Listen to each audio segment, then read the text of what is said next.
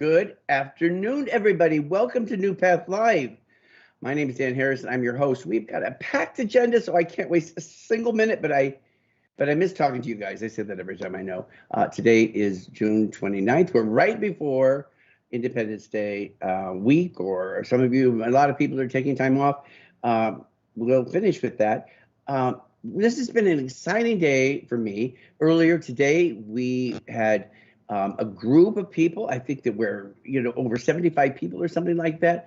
People that were graduating from our 10th job camp since we've been doing this.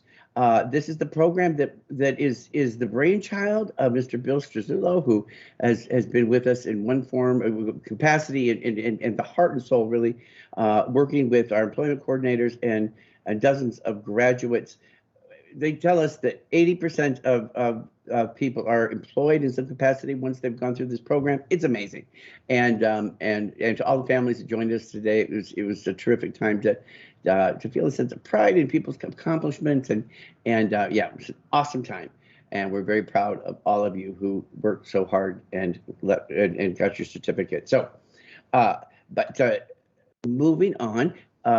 There are some other changes that have been happening around here, and one kind of new development that I was personally excited about is, let me start by saying, in 2017, when my father passed away, I purchased a stone, or my family purchased a stone in honor of him, and it's what we call Unity Landing, and that's in the front entrances to our home offices in Woburn. And when my mother passed a few years later, 4 years later, we decided we were going to purchase a stone for her in her name as well. And it's been a while because I know we wait until we have a certain number of stones to engrave. And that finally happened on Tuesday, I think it was, when I was walking in. I took some pictures to see it. They had just finished it when I walked in. And so I'm so excited to share it with my family. My parents are buried in Indiana, and I just do not get back to Indiana very often anymore. And so I'm able to bring my nephews and niece to visit these pavers. In a way, it's the closest thing we really have. And where I was able to get my mother's stone was very close to my father's, kind of in the same row. And so it feels like, in a way, we kind of have them together here, and it's just a nice reminder. I tell you this detail partly because I'm excited about it, but also, if you haven't considered purchasing a paver to honor somebody that you've lost, or someone else important in your life, you should do so. The other thing we had is kind of an installation to Jubilee Park. It was this beautiful sign that we developed, kind of orienting people to our campus, showing some before and after pictures of what the space looked like before it became our Jubilee Park. And the other week on a Sunday, I came in for something, and there was somebody, a man and his daughter were out by one of the fountains, and I chatted with them, and they don't work for us, but it's just a nice place they like to come, and it made me so happy. It's just a nice spot for people to go and to enjoy. And so if you haven't been to our park recently, you should stop by. And again, if you haven't yet gotten a paver, you should do so. Now, I want to talk. Some of you have been hearing about this No Fear Summer and wondering maybe what that is. We're big campaign sort of freaks here. We like to have things to rally behind. And I wanted to explain just very briefly before we bring on our guest. In my mind, the concept of fear is something that we're trying to conquer it and walk through fear and all of that. And I think about times when we're in a situation of anxiety, and imagine that you're in an airplane and there's some turbulence or engine trouble. You want your pilot not to be terrified and not sure of what's going to. You want somebody to be like, ladies and gentlemen, we got this all under control. There's no problem. There's a routine. We'll be fine. If you go to a doctor for some mark or lump or something, you want a doctor to be like, we got this. I know what I'm doing. We're in control. And I like to carry this concept of having no fear into our sort of ethos here at NuPath. And when families come to us and they need help, when the people that we're supporting are in times of anxiety or fear, that we're the professionals that are there to assist. So we're going to be celebrating lots of ways that our community demonstrates no fear, and we're going to be doing some special things for staff to thank them, to continue to try to support and our employee engagement. And we're doing some things on social media, and it's going to be a good time. We're looking forward to it. It's got a sort of a wide latitude of what it'll allow us to talk about and think about with people. So we're very excited about that. Oh, and I was wrong. There is one more thing before we bring on our guest today, and I'm very excited about her. If you're watching this today and you are part of our union, collective bargaining unit, you'll be receiving another video from me later on. I'll get into some more of the specifics, but I wanted to say for our community that back in November, a pot of money became available to organizations like NuPath, and it was called the Economic Development Bill. And in the end, agencies were awarded about 3% of their GDS billings. I don't want to get too far into the weeds, but for NuPath, it amounted to about $490,000 of additional revenue that had to be spent just for our staff. A few weeks ago, when the money finally landed, came into our accounts, we presented to the collective bargaining unit how we intended to disperse this money for our staff. And there were some differences in how the union wanted it. I suppose we were going to do it in several different bonuses. Doesn't matter what we're going to do, but that is going to come into employees tomorrow. You'll see that in your paychecks. It's not a payroll period, but we wanted to do this right away to get it to people before the holiday, and well, just because it's your money and we want you to have it, and we're very happy that we're able to do this because people work so hard on the front lines, and we are just so grateful to those loyal staff that have been with us for a very long time, and yeah, so that's great. I'm just very pleased that we're able to do it and we're able to get it done by now. Okay. On to our guest. Now, we're going to talk with a little bit of length because she's the only one we have on a guest today, and her name is Schwager. She is the person that we hired into our new position of our creative staffing solutions. And Caitlin brings a very interesting and in some ways almost sort of tailor-made pedigree or experience to this position.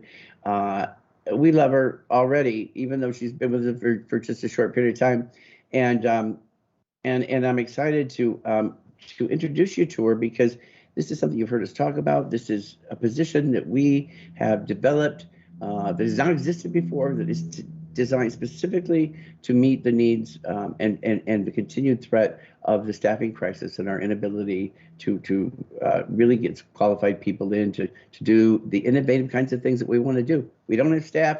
We can't even expand our programs in any way. So Caitlin's going to help us do that in a number of different ways. Let's bring her on and talk to her and see what she's all about and what we have to look forward to as she gets more settled. Okay.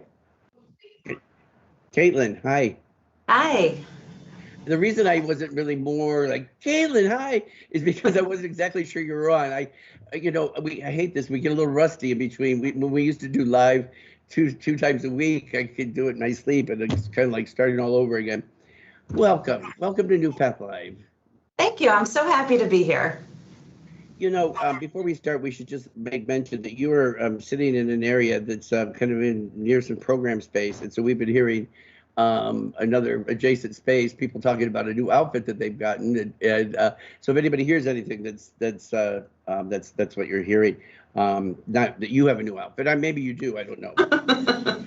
There's so many things I want to ask you about, and as I said, I've got your resume in front of me, but I don't even feel like that's what most people are going to be interested in.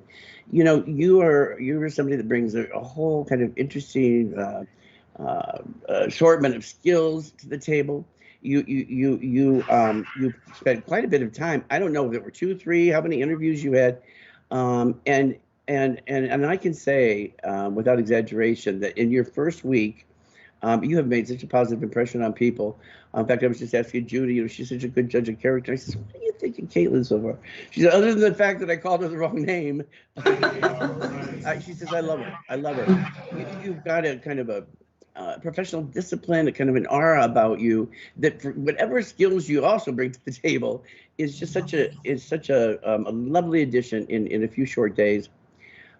What do you think of us so far? Like, what brought you to us? Like, I'm going to shut up now and give you a chance to kind of tell everybody that's watching today, kind of who you are and what's going on, how you got here, and all that. So. Well, thank you so much. That is so kind of you to say, and I'm so excited and happy to be here. I will say that the very first time I ever stepped foot into the NuPath building at 147 New Boston Street, I just immediately felt good vibes, and I knew this was a good place and had a good energy. Everyone was so kind and welcoming and has continued to be so kind and welcoming, answering all of my questions. And it just feels really good to be here. There's something very special about NuPath, and that has been apparent from the first moment I stepped onto the property.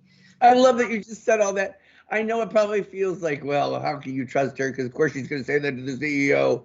But I'll take it anyway. I mean, that's kind of place to be. Well, that's what we aspire to be. You know, that's what to do all things with kindness and all of that. So well, I'm glad that's been your welcome. That makes me very, very happy. So continue. Absolutely.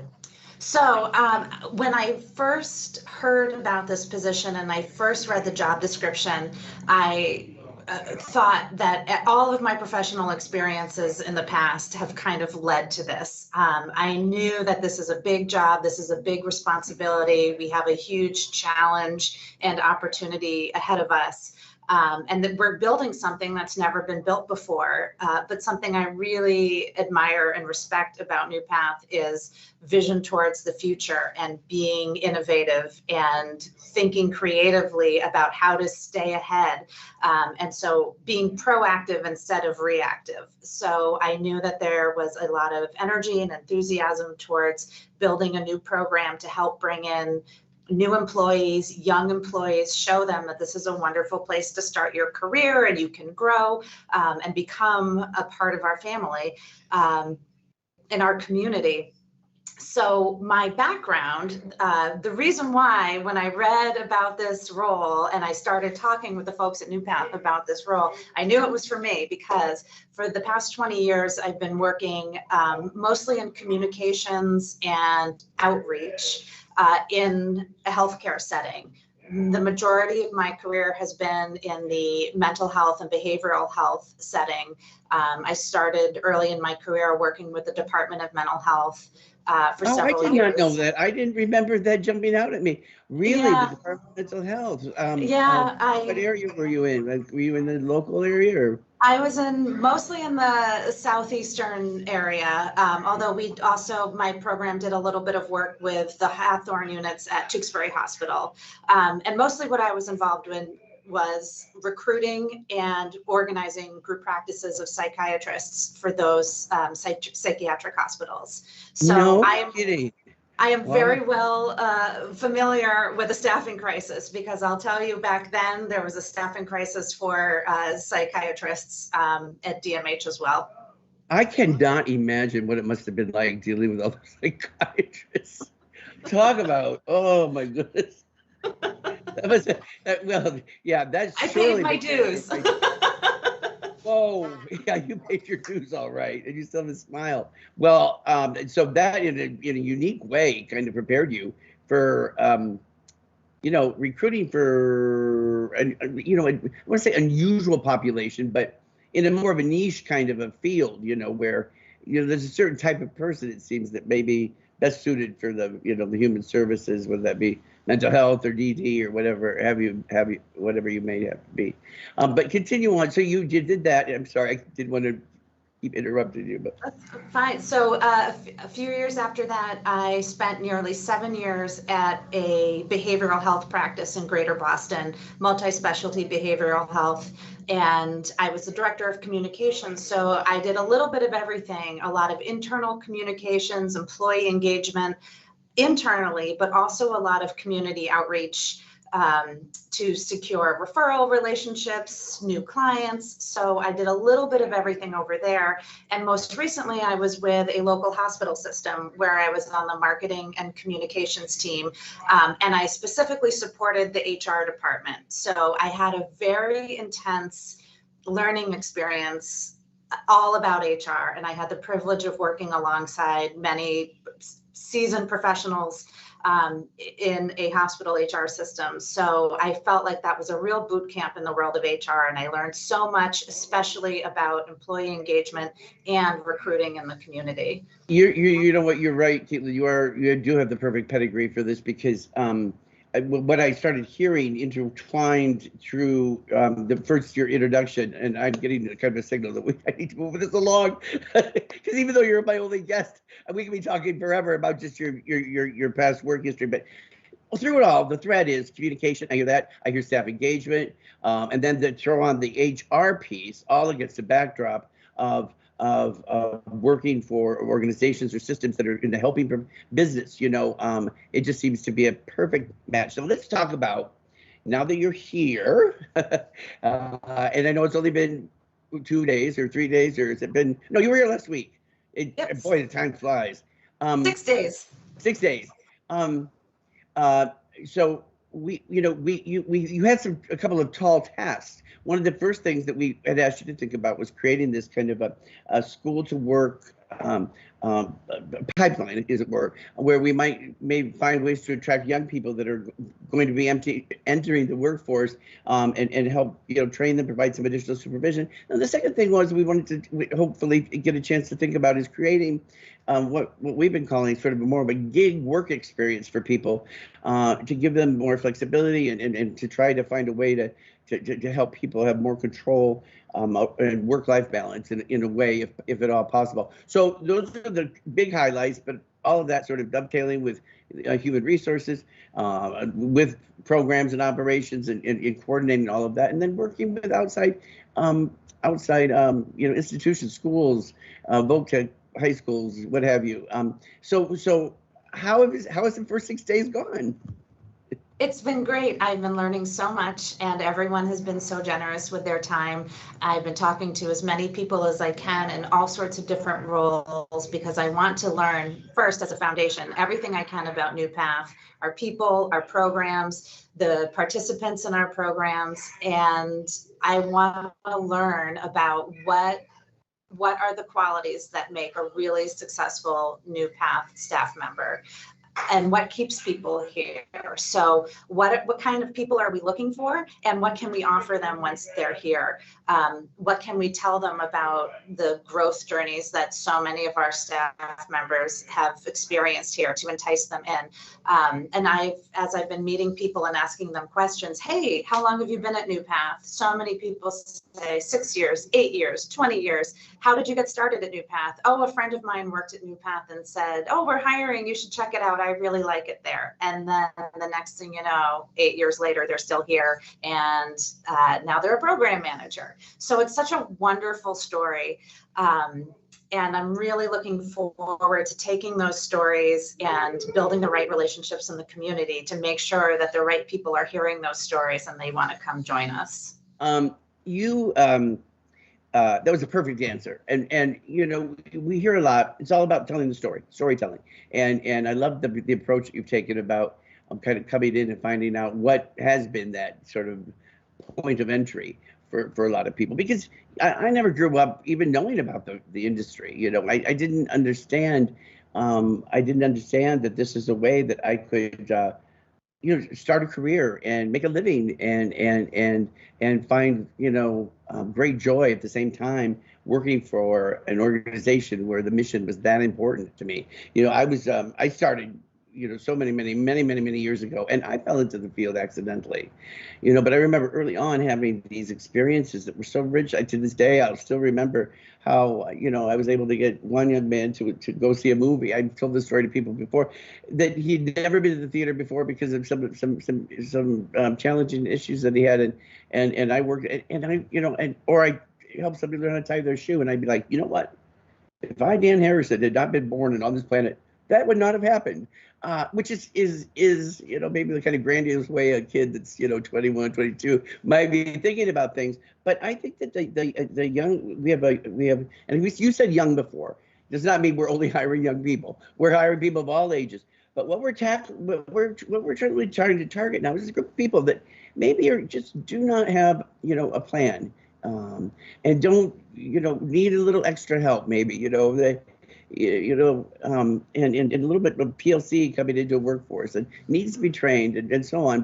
But for whom this could be just an excellent path, and listening. It's not, which it sounds like, Caitlin, you're doing, whether you call it a listening tour or what, that is, in my opinion, the smartest thing you can possibly do about just starting to learn, what, and I'd love to hear some of those stories, by the way. That stuff I love it. And I love hearing how many years people have been here. I mean, it is just really, when we're in a big group of people and people are listing off their years of service, I mean, it's pretty remarkable. People don't stay around and work for an organization that treats them poorly, or that is not trustworthy, or is not committed to doing good work.